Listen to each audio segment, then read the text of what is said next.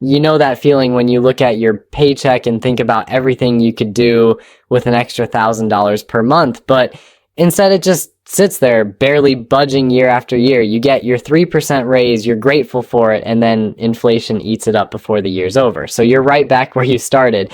The thing is, and this is what most people never quite figure out, that stagnant salary isn't an accident. It's not just the cost of living going up. It's the direct result of specific decisions you're making, or more accurately, specific decisions you're not making. There are these invisible traps built into the 9-to-5 work structure that keep most people locked into earning basically the same thing they've been earning for the last 5 or 10 years. And the crazy part is that once you see these traps, they become almost impossible to unsee. You start noticing them everywhere. You start wondering why nobody talks about this stuff, why they don't teach this in school, why everyone just accepts this reality. My name is Nick, and I spend way too much time thinking about careers, money, and why some people seem to effortlessly climb the income ladder while others plateau almost immediately and never figure out how to get unstuck. If you're tired of watching your salary stagnate while the cost of everything around you keeps climbing, make sure to hit that subscribe button and give this video a thumbs up if this helps you actually break out of these patterns instead of just talking about it. Now, before we dive into these traps, let me ask you something. When you landed your current job, did you think about it as a long-term strategy for building wealth and increasing your earning power? Or did you just think about getting hired and collecting a paycheck? Most people do the latter. They focus on getting the job, proving themselves, and then they kind of zone out. They show up, they do their work, and they assume that loyalty and competence will naturally lead to higher pay. But that's one of the biggest traps right there. The first trap is thinking your employer has your best interests in mind. This one sounds harsh, but it's actually just business reality. Like, your employer is not your friend. I'm not saying they're evil or that there aren't genuinely good managers out there, but at the end of the day, the company's goal is to pay you as little as possible while extracting as much value as they can from your labor. This is just capitalism. They'll tell you that you're part of a family, that you're valued, that there's room for growth, and some of that might even be true. But all of that is secondary to their bottom line. When a company can keep you at your current salary and you're still producing, they have absolutely no financial incentive to give you more money. Zero. You're profitable at your current rate. Increasing your pay actually decreases their profit, which means it won't happen unless you force it to happen. I know someone who worked at the same company for 12 years, great company, good people. He genuinely liked his coworkers. He was loyal, he was dependable, he worked hard. He went from $40,000 a year to about $50,000 a year. That sounds like progress until you do the math. Over 12 years, that's an increase of basically 2% annually, which doesn't even keep pace with inflation. He would have been better off leaving after 5 years, but he thought that loyalty would be rewarded. The company was just taking advantage of his reluctance to leave. The mistake people make is waiting for the company to recognize their value and reward them accordingly. That's not how it works. Companies recognize value in your outside options, not in your loyalty. The second trap is staying at the same company for too long. Now, I'm not saying you should job hop every year like you're playing musical chairs. That's not sustainable either. But there's a sweet spot and most people completely miss it. The data is pretty clear on this. You build up skills and value, sure, but after about 3 to 5 years, your internal salary progression starts to plateau. The company has already negotiated your entry rate, and they're probably giving you small raises just above the rate of inflation because that's what they have to do to keep you from leaving. But here's the thing. A few years ago, if you took those same skills somewhere else, you could easily get a 30% bump just by switching chairs. In today's market, that gap has tightened, which means you have to be even more strategic. You can't just hop anymore. You have to target specific high-value roles to get that 20% premium. Otherwise, you're just trading one 3% raise for another. The new company is buying experience. They don't have to train you on basics. They don't have to invest in your onboarding. You come in and you're productive immediately, that's worth more money to them. So the person who stays at the same job for 10 years and gets 3% annual raises ends up making significantly less than the person who moves every 4 or 5 years and negotiates aggressively each time. Think about it mathematically. 10 years at 3% annual raises leaves you barely above where you started when you account for inflation. But 4 moves in that same period, each with a 20% jump, puts you in a completely different income bracket. It sounds counterintuitive, but it's just math. Staying comfortable is expensive. The third trap is not knowing your market value. This one drives me crazy because it's so easily fixable. Most people have absolutely no idea what someone in their role, with their experience making what they make, should actually be earning in the job market. They just accept whatever they're currently getting and assume it must be in the right ballpark. It's not. You could be leaving $50,000 on the table without even knowing it. Websites like Glassdoor, PayScale, and LinkedIn salary reports all give you data on what people in your role are actually earning. Not theoretical numbers, real numbers from real people, but most people never check. They just hope they're getting paid fairly. That's a recipe for stagnation. The companies doing the hiring know the market, they have salary bands, they have data.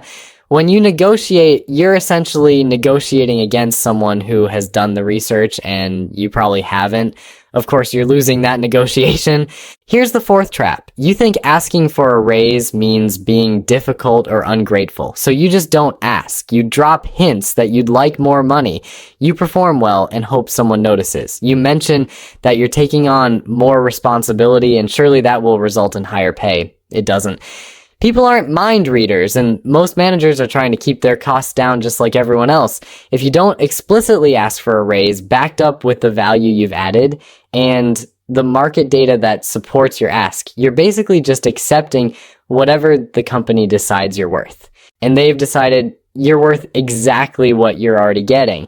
Asking for more money isn't ungrateful. You're not demanding charity. You're negotiating the terms of your employment based on your value and market conditions. That's what every single successful person does, but most people are trained from childhood to be grateful for what they have and not to ask for more. That programming costs them hundreds of thousands of dollars over their lifetime. The fifth trap is thinking you can't afford to take risks. People stay in jobs they hate, in companies that don't value them, in entire industries that are wrong for their skills because they think taking any risk is financially irresponsible. But here's the reality. Staying put is also a risk. You're risking that your skills become obsolete. You're risking that you miss better opportunities. You're risking that you wake up at 50 and realize you've spent 30 years somewhere that never really appreciated you and only moderately compensated you. Meanwhile, the person who took the risk to move to a different company, to learn new skills, to negotiate harder, to maybe go back to school for something that paid better, they're significantly ahead. Yes, there's friction in changing jobs. There's the awkwardness of learning new systems, meeting new people, proving yourself again. But the cost of not changing is actually much higher than most people realize. 5 years of stagnant pay is much more expensive than a few months of transition friction, and most people adjust to new jobs much faster than they think they will. Within 3 to 6 months, they're productive and familiar, but the salary bump hits immediately. The sixth trap is accepting the first offer. Okay, so you finally get an interview somewhere else. They offer you a job. The number is higher than what you're currently making. You're excited. You accept immediately. Congratulations, you just left money on the table. Job offers are negotiations. Everything about a job offer is negotiable. Not just salary, but signing bonuses, stock options, remote work, vacation days, start dates, title, all of it. When a company makes you an offer, they've already allocated a budget for that role. That budget is usually higher than the first number they throw out. They're testing to see if you'll accept without pushing back. You know, most people do, which means most people are underpaid from day one in their new position. The awkward few minutes of counteroffering is worth thousands of dollars, but people avoid it because they're worried about blowing the deal. In most cases, you won't. Companies that pull job offers because you tried to negotiate are companies you don't want to work for anyway. The seventh trap is confusing staying busy with actual productivity. You're at work every single day.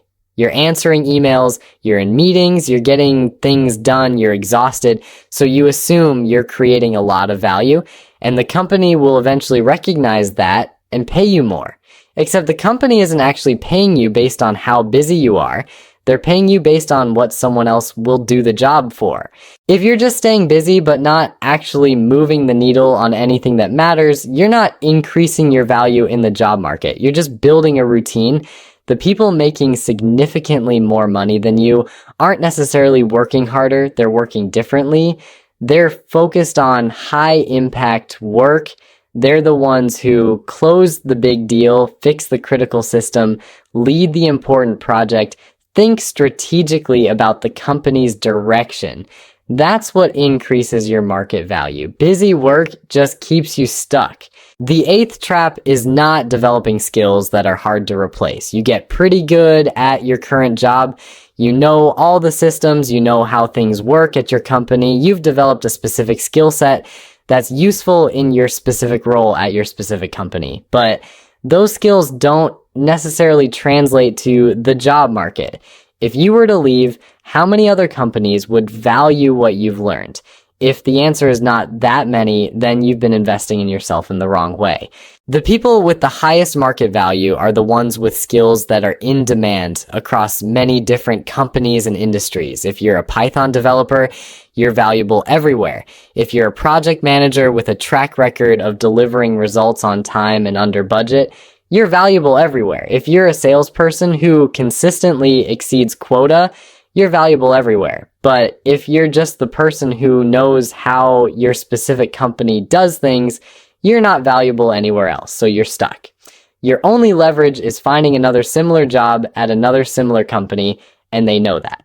That's why they feel comfortable keeping your pay flat. You can't leave without taking a hit, and they know it. The ninth trap is waiting for permission to earn more. There are people making six figures doing things they figured out on their own. They didn't wait for someone to tell them they could do it. They didn't get approved for it by their employer. They identified something they could offer. They figured out how to offer it, and they made it happen. Meanwhile, you're in your 9 to 5, doing exactly what you're told to do, waiting for someone to notice you and promote you and give you a raise.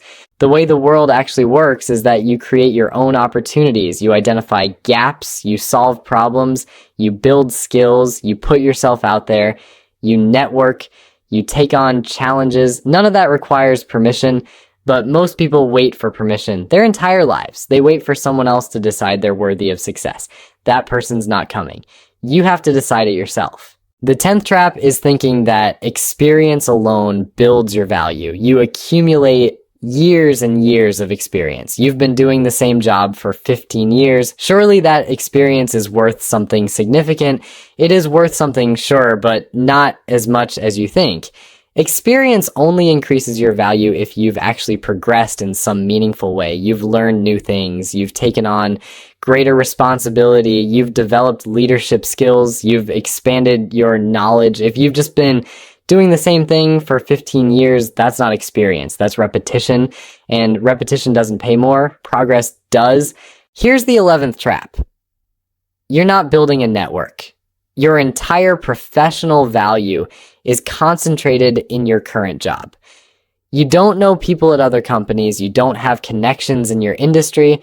You're not part of professional communities. You're not known for anything beyond your current workplace. That makes you incredibly vulnerable and incredibly limited. Opportunities come through networks. Better jobs come through networks. Higher salaries come through networks. The person who knows 30 people in their industry has access to opportunities that the person who only knows their coworkers will never see. Building a network isn't something you start only when you need it. It's something you do constantly. Attend conferences, join professional groups, connect with people on LinkedIn, have coffee meetings, get known for something. contribute to your field. The people who consistently earn more than average are the ones with strong networks, who hear about opportunities before they're publicly posted, who get referred by trusted connections, who have options and can therefore negotiate harder.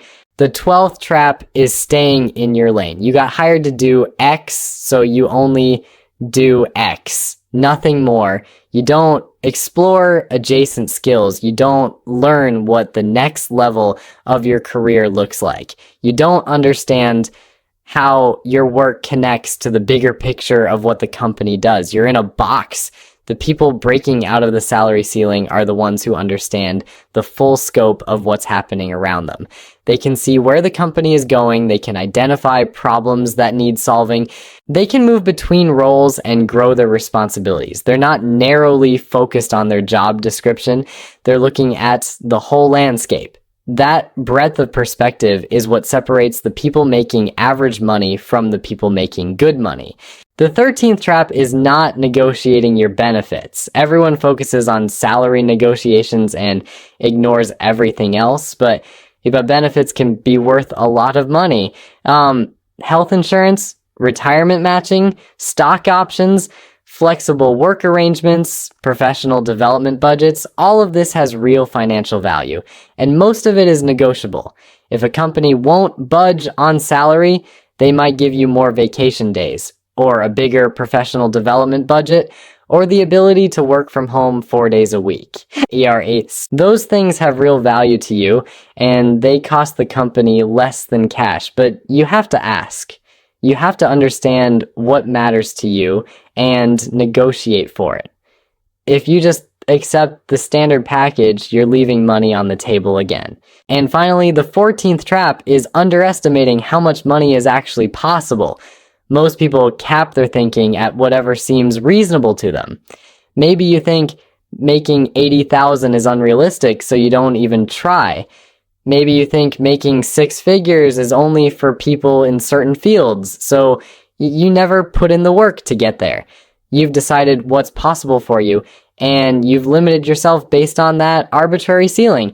But the reality is that most ceilings are imaginary. They're just limits you've placed on yourself. The person in your same field with the same background who also started in entry-level roles is now making significantly more because they didn't accept those limits. They didn't think their job was to just do what they were hired to do.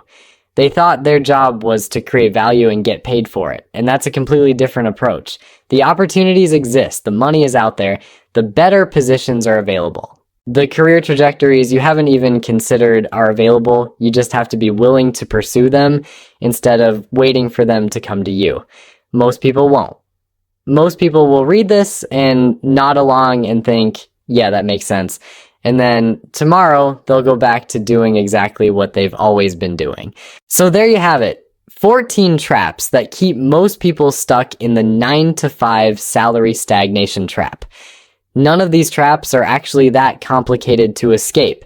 None of them require you to have special connections or insider knowledge or any kind of unfair advantage. They just require you to stop thinking like an employee who's grateful to have a job and start thinking like a professional who understands their market value and is actively building it. You can stay comfortable. You can keep collecting your 3% annual raises and wondering why you never seem to get ahead.